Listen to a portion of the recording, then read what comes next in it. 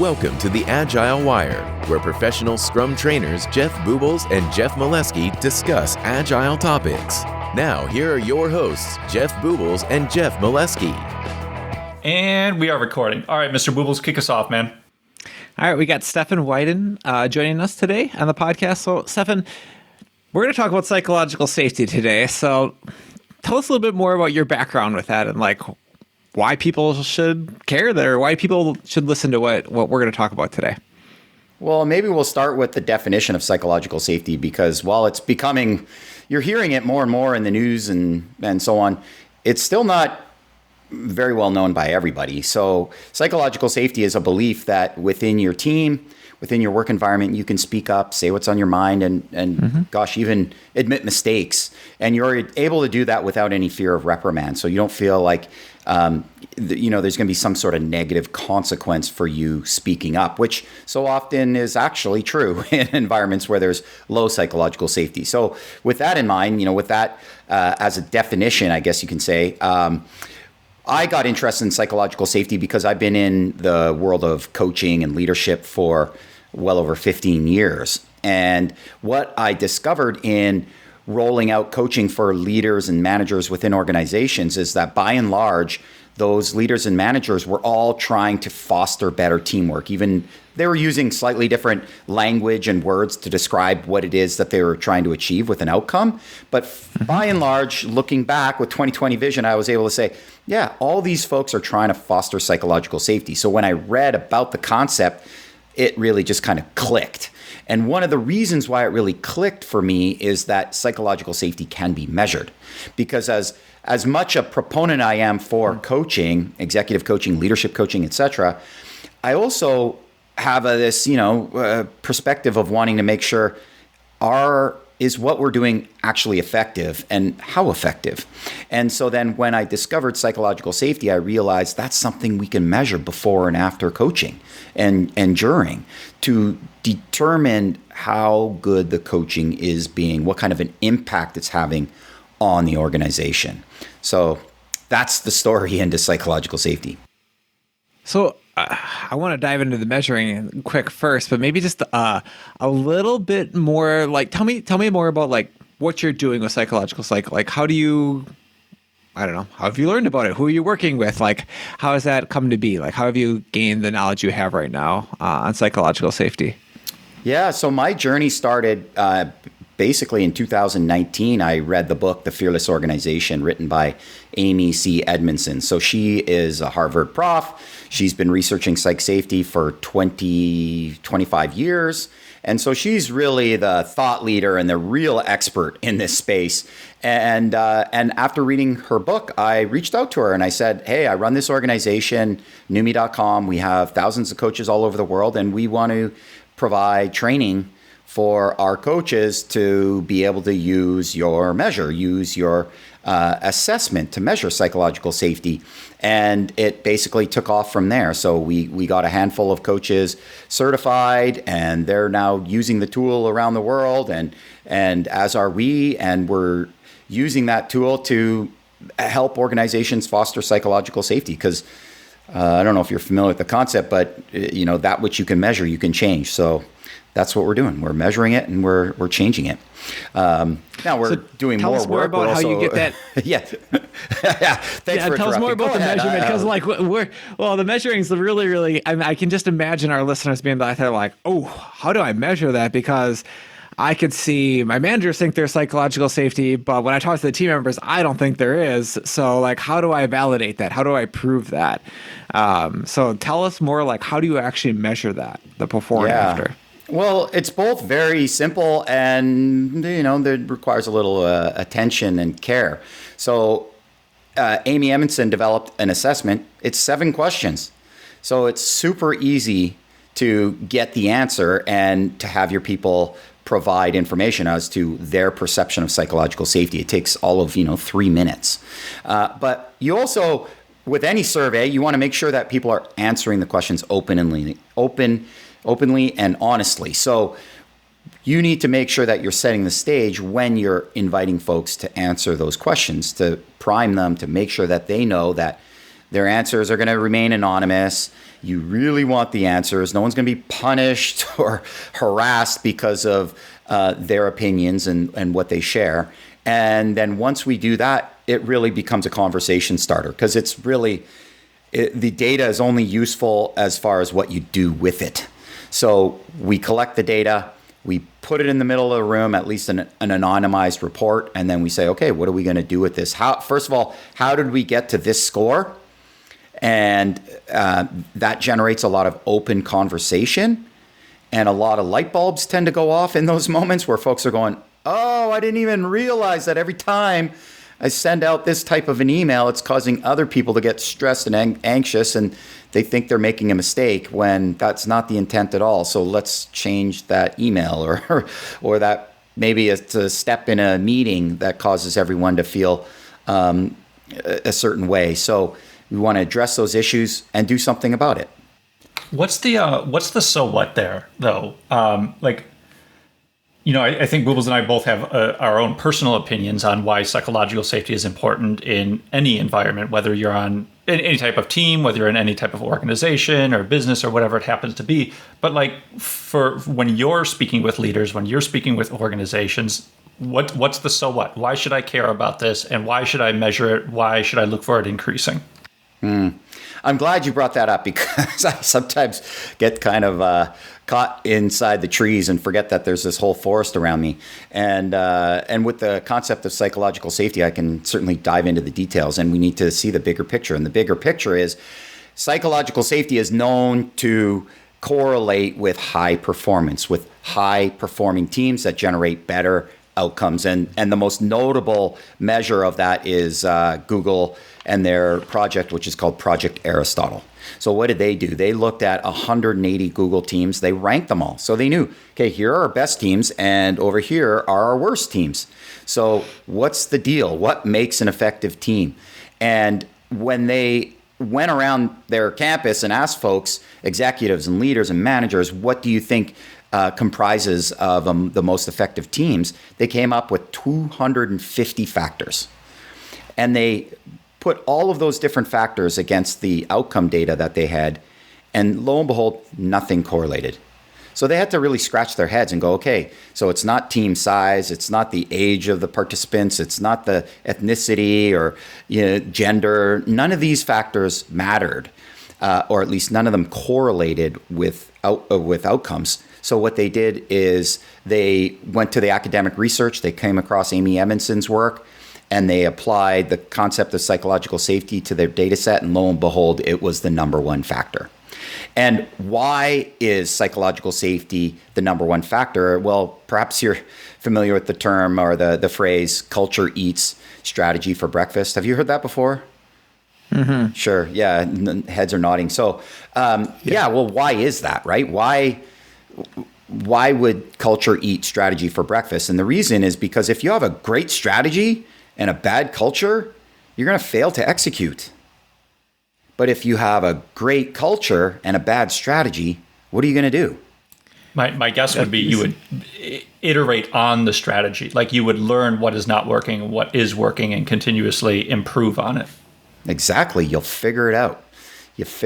So that's the real value of psychological safety, is that it's the way teams learn, and it's the way teams adapt. Because when you have full information, when everybody is sharing what it is that they're observing and what it is that they're seeing, and objections they might have to prevailing thoughts, then you get better, more efficient decision making.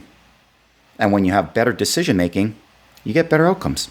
So in my head, I'm trying to synthesize this, and I think Jeff, maybe you were going there as well. But if we say that psychological safety leads to openness of experimentation, that is, there's no fear of reprisal for when failure happens. And if in a complex environment, we should be expecting that we're going to fail at certain things.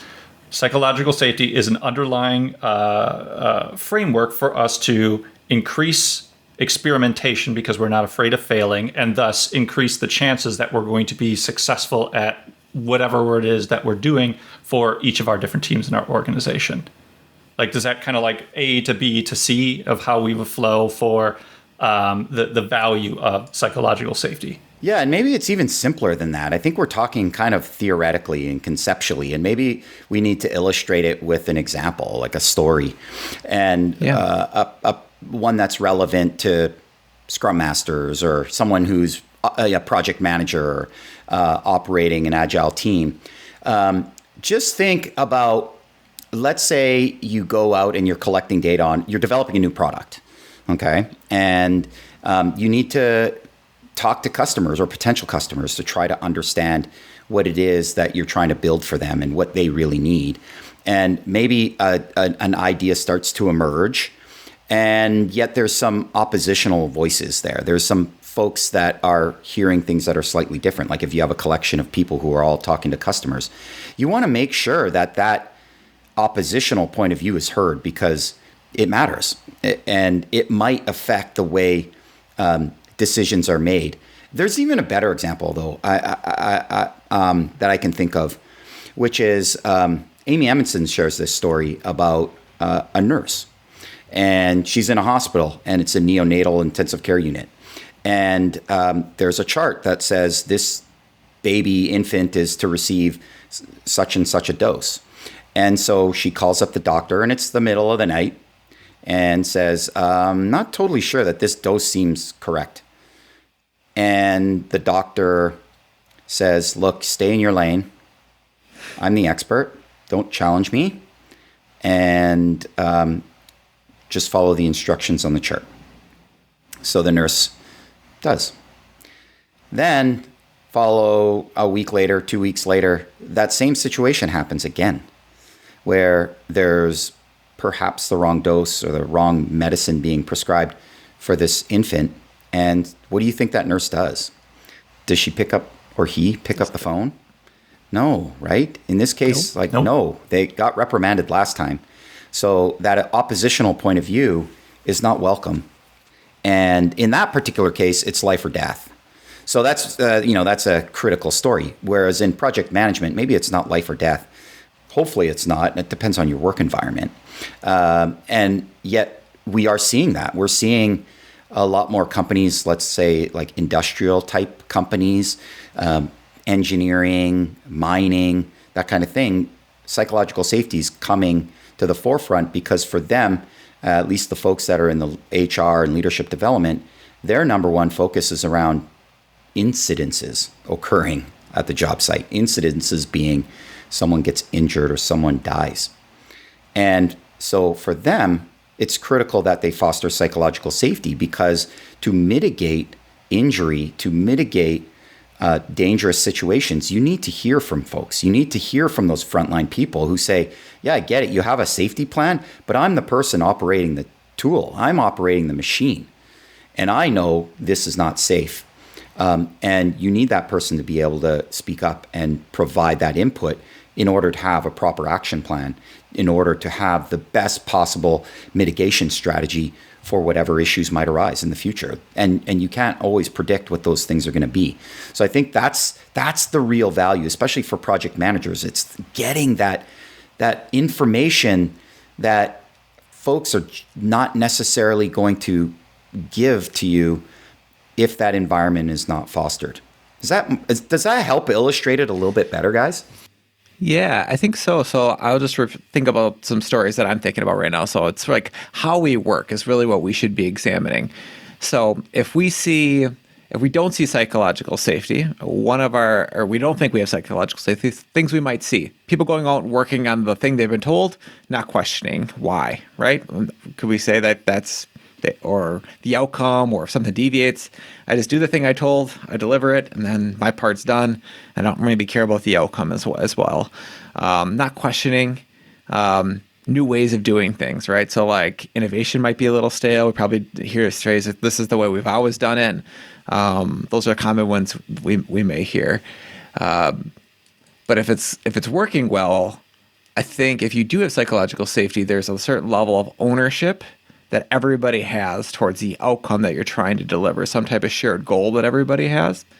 And you'll probably see everybody trying to improve at that because, I don't know, people like to master things. They like to get better at things. And if they feel like the organization isn't holding them back, the team isn't holding them back, it's a safe place to fail, they're going to try to just go just outside their bounds of what they can do to pick something new up, to learn something new.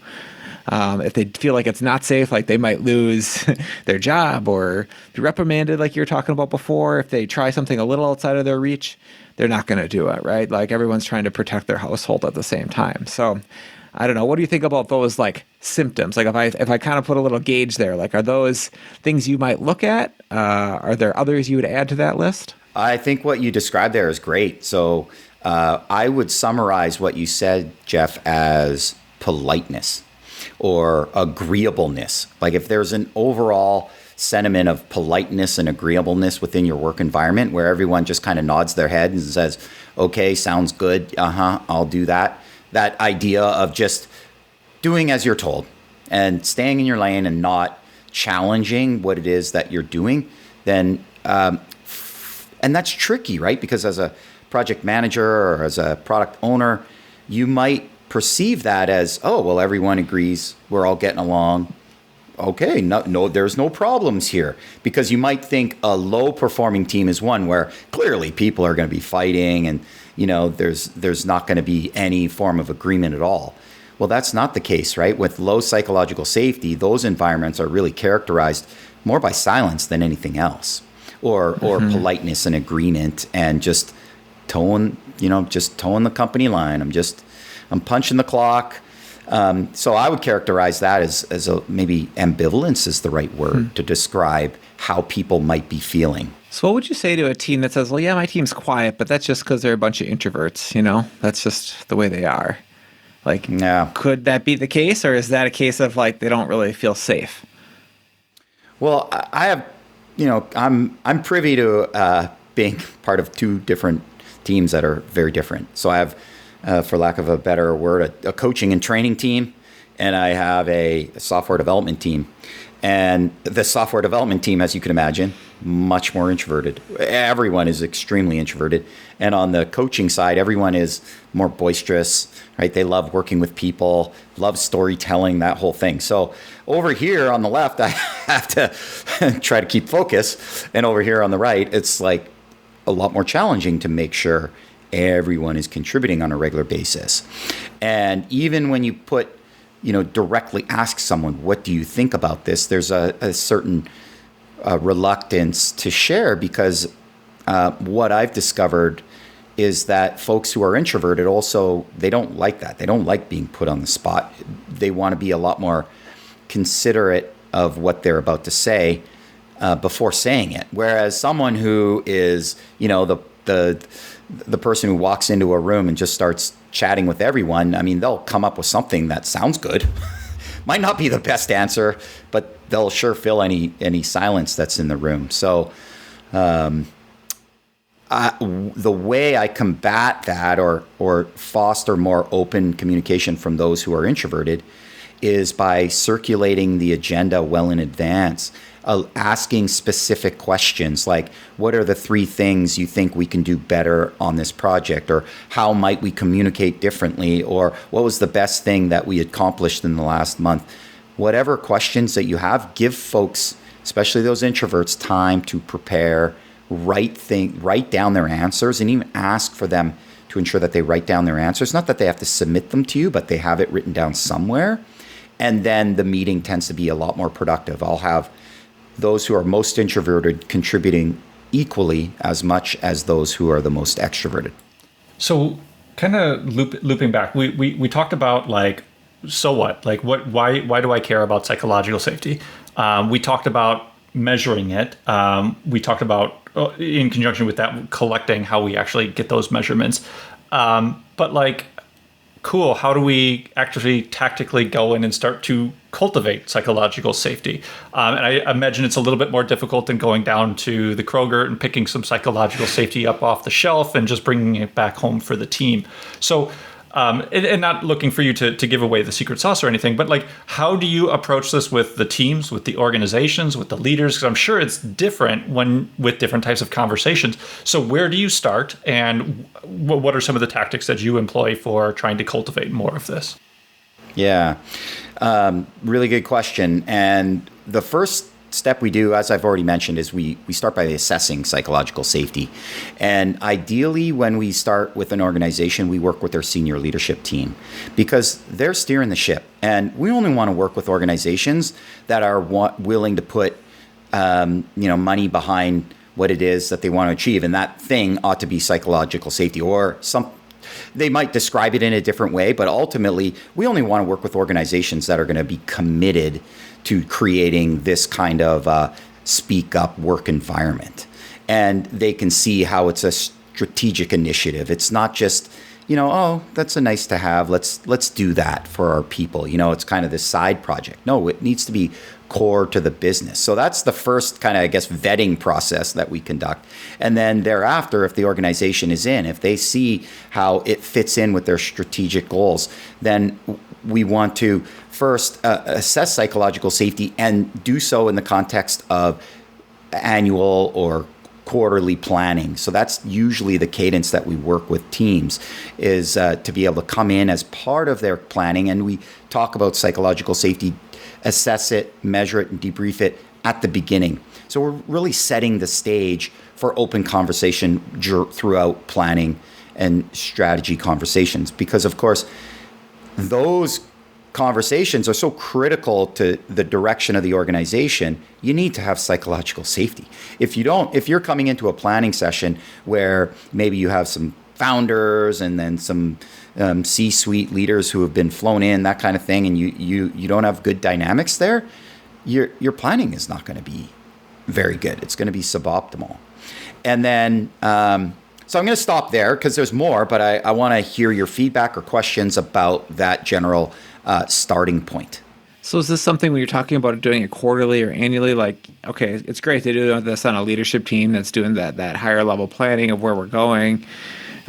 Can only imagine, right? Like in all those rooms, if you have psychological safety, you're going to trust each other more. Things are going to get on the table. People are going to get aligned.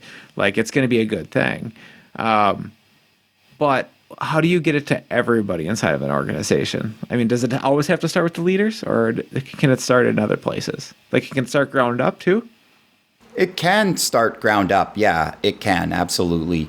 The way we bring it into organizations, especially larger, more kind of enterprise organizations, they're often conducting a variety of training initiatives throughout the year for various leaders. And what organizations do is they come to us and they say, okay, we want to offer some form of psychological safety training. Could you do that for us? And the psychological safety training that we focus on is around interpersonal skills. So our hypothesis and our observed experiences are that the best managers, the best leaders are those that can, that have certain interpersonal skills where they can see conflict and they're willing to approach it. They don't pretend it's not there. And they just have these it's like they're highly attuned to the people in their organization. They see how their team members need to be built up, and those interpersonal skills are where we go to work. And coming back to the definition of psychological safety, it's the belief that you can speak up in your work environment. And what's going to shape that? If you think about what shapes your sense of psychological safety in the moment, think about your teams, a team that you've participated in the past or even presently. How safe do you feel contributing in the moment depends on, well, I'll stop there. I'll ask the question. I would love to hear from you. What might influence your sense of psychological safety in that moment? The two things that come to mind for me are past experience that you've had and then other experiences you've seen other people in that same group have.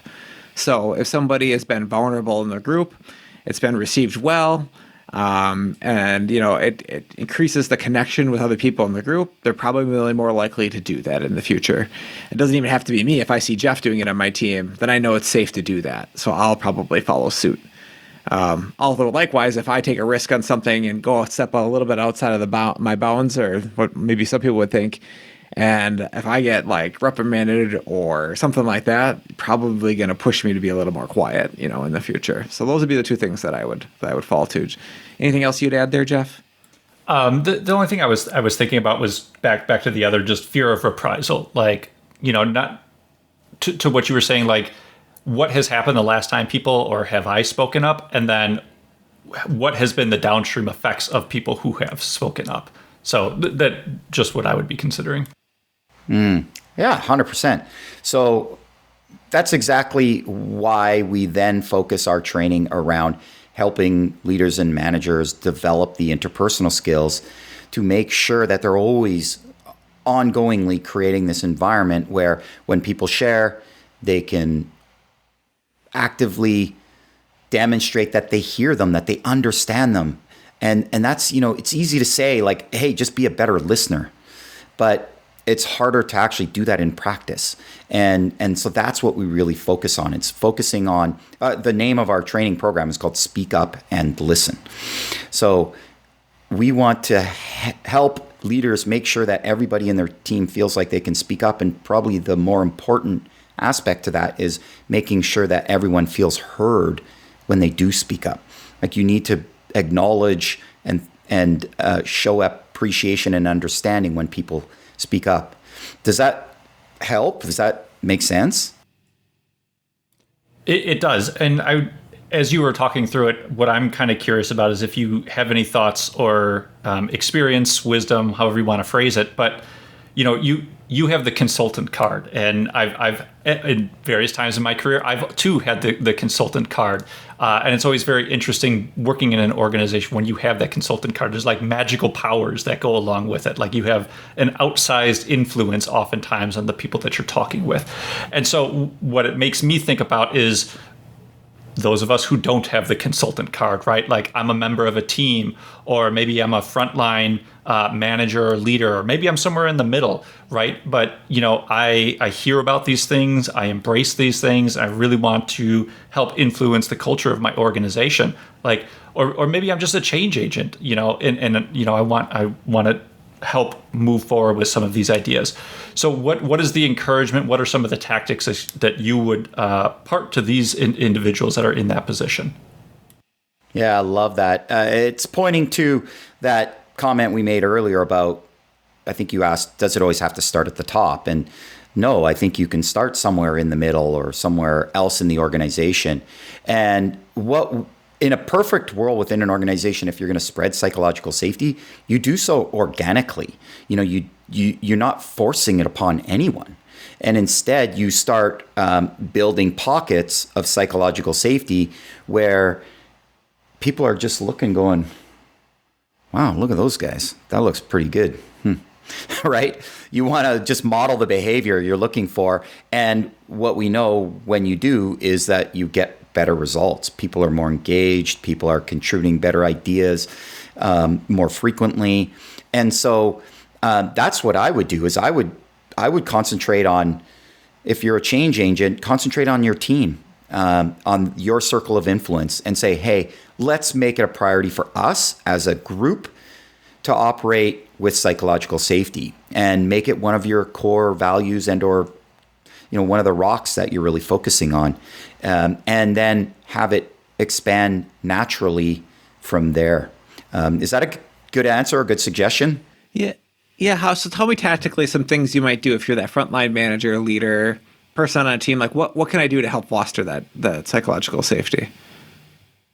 Well, I think the first thing to do is teach people what it is and why it's important, and get alignment on that, and have an open discussion. Just foster a lot of open communication. Remember, again, back to that culture eats strategy for breakfast. You don't have to have all the answers. And in fact, demonstrating some form of humility around it is really good strategy, in fact, or it's a really good tactic. So if you can just say, look, I think this is really important, folks. How do we foster more psychological safety in this team?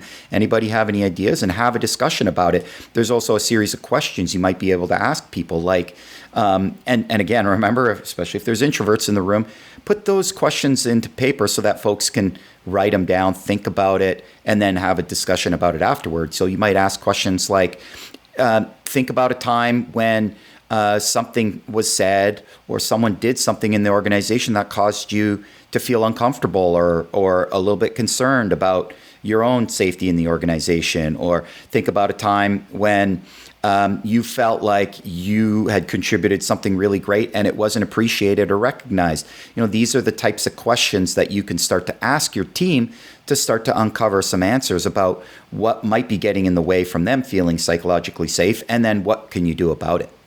You didn't directly say this, but I feel earlier when you were talking about, and I'm really happy that you started out by defining psychological safety. I feel like it's really easy for things to become a buzzword, especially in Agile, in the Agile community. Boobles and our good buddy Bayer talk about that quite a bit, how overloaded it is, how it's just kind of used for everything. So I guess what I'm kind of curious about is, do you have any thoughts or tactics that you use to essentially keep it from being a buzzword, and or any anti-patterns that you might see when people are trying to incorporate this into their environments? The one thing that we've seen a number of times is what we sometimes label internally psychological safety gone wild. And what transpires is that in the spirit or alleged spirit of psychological safety, folks feel like they can say whatever is on their mind. So I can tell you that you are a jerk. And that, of course, is counterproductive. So we have to remind folks that really psychological safety is a set of norms, right? It's a way of showing up in a team, and we need to set those norms. And one of those needs to be around, sure, open communication, but we also have to counter that with respect. We need to make sure that we're maintaining our respect and care for one another. Otherwise, it's all just going to go kind of crumble on itself. So we've definitely seen that in the past. And it can be challenging because there might be folks that feel emboldened to bring up matters that perhaps are not under their influence or control. So, for example, if you're the owner of an organization and suddenly you have people saying, well, I think we need to earn twice as much money as we do. It's kind of like, wait a minute. That's not going to work. Our organization can't afford that. Like, I appreciate that you're saying that, but it's not realistic at all. So what's the middle ground here? And also other issues might get raised that you have to be prepared to be able to talk about. Like, maybe it's diversity. Maybe there's not enough diversity in your organization. And people are going to say, look, how are we going to be a more diverse organization? Or how are we going to, honor that within our organization, even though, we tend to be mostly white males. Mm-hmm. And you as an organization, are you prepared to do something about that? So as you were talking, I was trying to Google it on the other screen. I couldn't find it. But are you familiar with radical candor? Sure, yeah. Kim Scott? So... Yep. Yeah, exactly. And so it's been a long time since I went through the book. So it's only, I was looking for a formal definition, but I couldn't find it real quick. My Google skills are lacking. But I was kind of curious in what you were just saying. There seems to be shades of gray in there around how do we encourage people to feel comfortable speaking up, but doing so in a respectful way.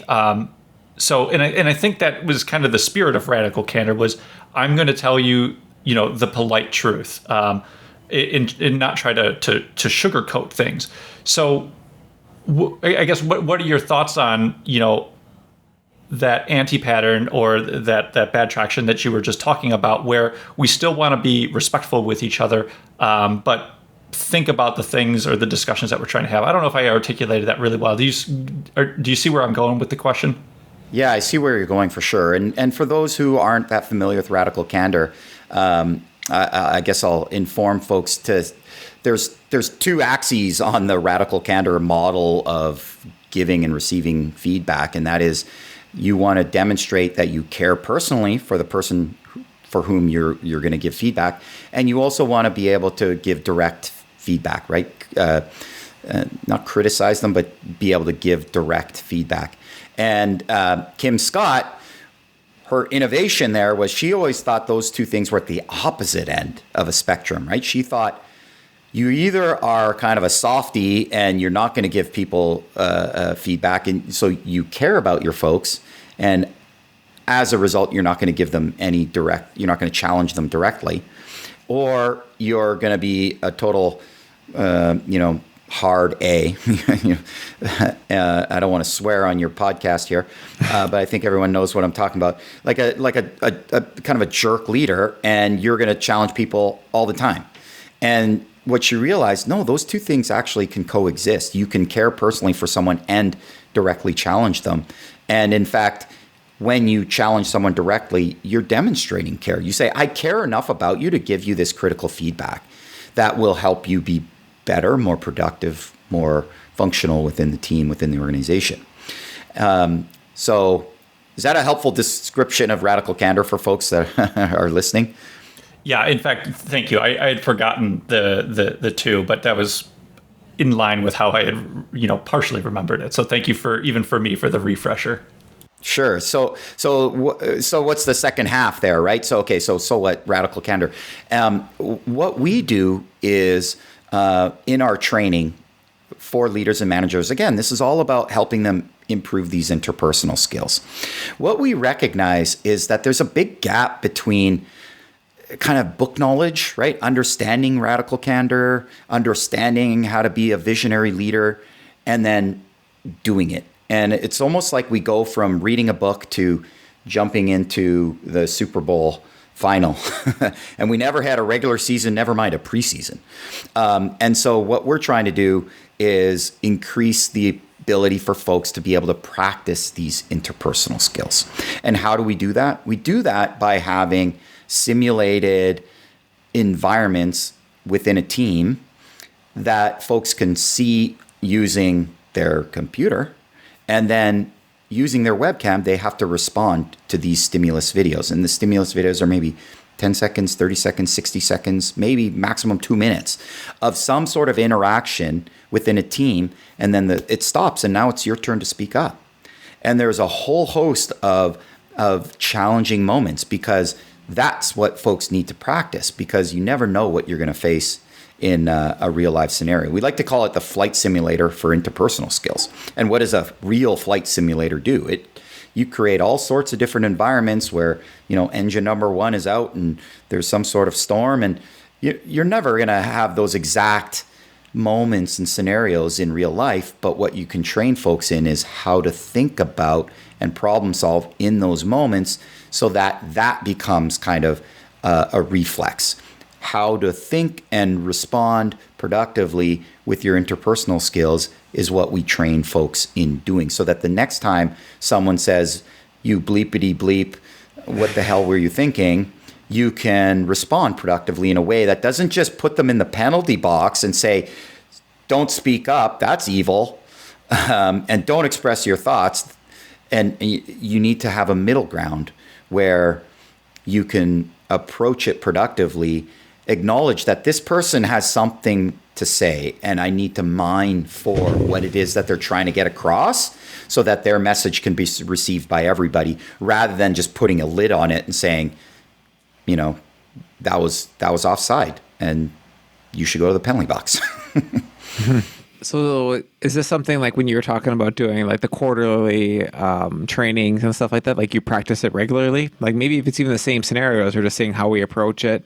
It's, a third baseman doesn't practice line drives one time. I'm assuming this is something you do, on a regular basis. So when you get into game time, you have a good way of handling it.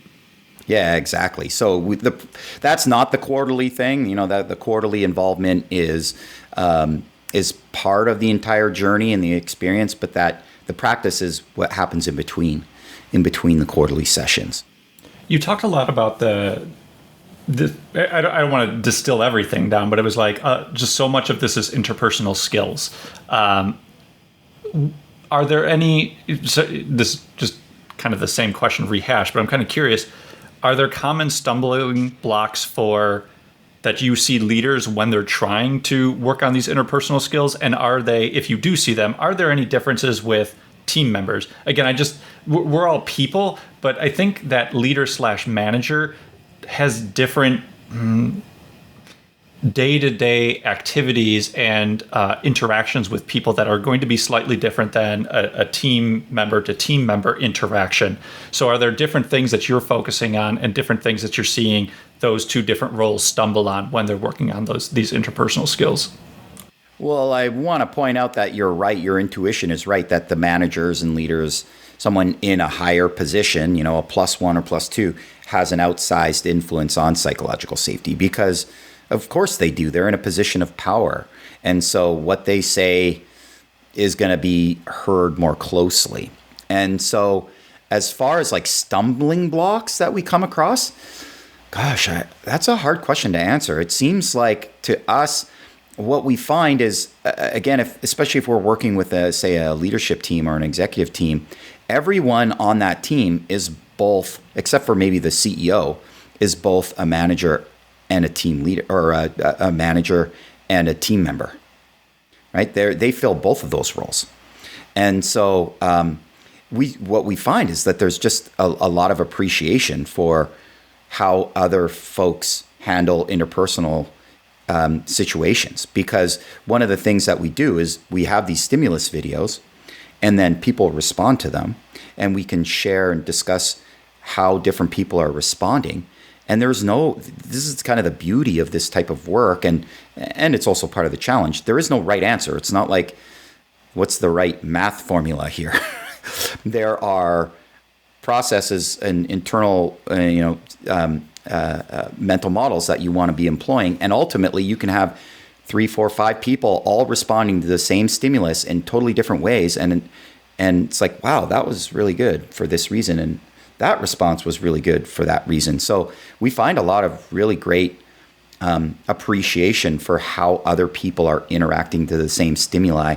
And it brings a lot of, I think, empathy and understanding about the people in your team, because you see how they're interacting to these challenging moments and you're seeing how they're trying to tackle them. And I don't think that's answering your question, though, Jeff, is it? I'm not answering your question about how do people stumble and fall. Yeah, I mean, it's close, but also, I guess, as you were even talking, I was curious for those videos, do you have ones that are targeted at leaders and do you have ones that are targeted at team members, right? Like I can imagine, putting my manager hat on where a team issue has been elevated by the team and they're not able to come to consensus. And so they're asking a manager for help, right? Or maybe even more directed, like shot across the bow, like, hey, something happened with team members and now you've got a conversation with HR is involved or something like that. And how do you continue to think about these things from a psychological safety perspective, an interpersonal skills perspective versus, some inter-team conflict that came up at a retrospective of some sort and you're a team member there. How would you step in and handle that? Or how would you give feedback to other team members or something like that? So, with that explanation, are your videos more targeted at just general people with interpersonal skills, or are they targeted at like, here's the manager and leader track for interpersonal skills, and here's the independent or individual contributor path? The short answer is both. So we have a growing library, and I say growing because we're constantly adding new clips as we do this work and as we encounter different teams. You might have a product development team, you might have a R&D team, a law team, the legal department. Their needs are different, and what emerges within their teams are different as well. So we're constantly trying to add scenarios that are appropriate and relevant to different types of teams, as well as the leaders and or the team members, because everyone ultimately is responsible for psychological safety. Sure, the leader or manager might have an outsized influence, but it's everybody's responsibility, including, the newest member who just joined last week. How do you I think like, I don't know, a pitfall I could see people falling into where there becomes a focus on psychological safety, and it falls more into that ruinous empathy that Kim Scott has inside of there. It falls into that quadrant where now we're so sensitive to everything we're saying that we don't want to hurt anybody's feelings, so we don't say anything that's hard, or we avoid all those things. Maybe we go to the tactical things or the easy things instead of approaching the hard subject that we know are going to be very controversial and difficult to talk about. Like, do you see that happening? And if you feel like that's starting to happen, like, what do you do if you're on one of those teams? That definitely happens. So that is definitely one of the pitfalls. And one of the things that we're trying to overcome with the training is to, because I think it's not that, it's like the elephant in the room. Everybody sees it, but they don't know how to bring it up. And one of the participants in our training, he said, this is great. This is helping me know what to say when I don't know what to say. So, and the answer to like what to say when you don't know what to say, how to point out the elephant in the room, is a strategy or a skill rather that we call reflecting process. So as a manager or even as a team member, anybody really, the skill of reflecting process is to point out, like take yourself out of the field. When you're on the field and you can only see certain things. You have to take yourself up into the stands, and you need to be observing the team from above. And you need to be able to do that sort of psychologically and say, here's what I'm noticing. And just point out what you're noticing. I'm noticing that everyone seems to be pretty comfortable talking about what they did over the weekend, but not about that critical incident that occurred last week. And I don't know if people just have nothing to say or if folks are maybe a little bit afraid to say something. So anybody else noticing that? See, that's a way of just shining a light on what it is that you see and doing so in a very inviting manner. You're not criticizing anybody. You're just shining a light on what it is that you see. And you might be totally wrong. You might go, I'm noticing X, Y, and Z. And folks might go, I don't know what you're talking about. I don't notice that at all. In fact, I think the opposite is true. Well, that's great too, because at least you said it, right? At least you put it in the room. You thought it was an issue. No one else agreed. And okay, great. Well, let's move on.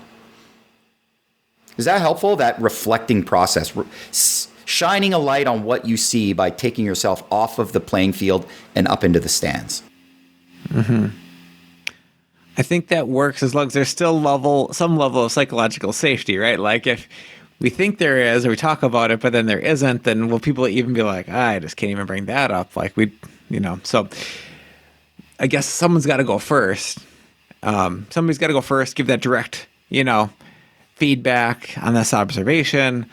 The team's got to respond, hopefully in a positive way. And so that person feels comfortable doing it again, sets example that that's what we want. And I think it probably takes it on a level of awareness for the team or the manager or whomever the leader is in that area to say, like, even if they don't agree, like, they can't just shoot this down. They've got to be able to, like, hey, this is the type of stuff I want to have happen. I want these things to be brought up. I want the direct feedback. So this is great. I don't know if I agree on this specific tactical thing, but like this example of bringing it up, we should be doing this all the time. Like, I think that could be a really powerful thing. But it takes in the moment somebody to be able to think meta level on what just happened inside of maybe a harder conversation, And that is no easy skill. That skill of having that sort of meta perspective. It's what we call the bystand perspective. So we're often, especially as leaders, we're in what we would call a mover position. Like, we're moving things forward. And as a team member, you might be in that follower position, right? Where you're just, okay, here are the marching orders, I'll do. And what it requires is someone moving into that bystand position to be able to pull themselves off of the field and in the stands, as I mentioned, to reflect back what they're noticing. So I agree. It's not easy, especially if the first time you try it, it gets shut down, right? Or you don't get quite the response you were hoping for. That is absolutely the case. That will definitely happen if there is a lower level of psychological safety. And I think it just requires try and try again. So, Stephan, at this time, is there anything you want to plug to our users about, I don't know, yourself, psychological safety, your organization, your training that you've been doing? Yeah, sure. So as I mentioned, the first step is to measure. That which you can measure, you can change. So what I'd love to offer to your listeners is the opportunity to measure psychological safety, and I'd be happy to do that for you. I mean, you can just Google the questions and administer the assessment yourself, or you can bring someone like myself in to do it for you and act as that independent third-party voice to be able to measure the psychological safety and perhaps more importantly, debrief those results with your team. So I'll make sure that we create a safe environment. We introduce everybody to the concept of psychological safety, and then we can have a bit of a conversation there to figure out what your organization, what your team wants to do next with this information. And so that can be found at our website, zorango.com/free PSI. So free PSI, PSI standing for Psychological Safety Index. And I'd love for everybody to just go on there and fill out the form, and we'll have a conversation about psychological safety in your team. Thank you for listening to the Agile Wire. We are consistently inspecting and adapting ourselves. We would appreciate feedback at feedback@theagilewire.com or on iTunes, Spotify, or Google Play Store. See you next time.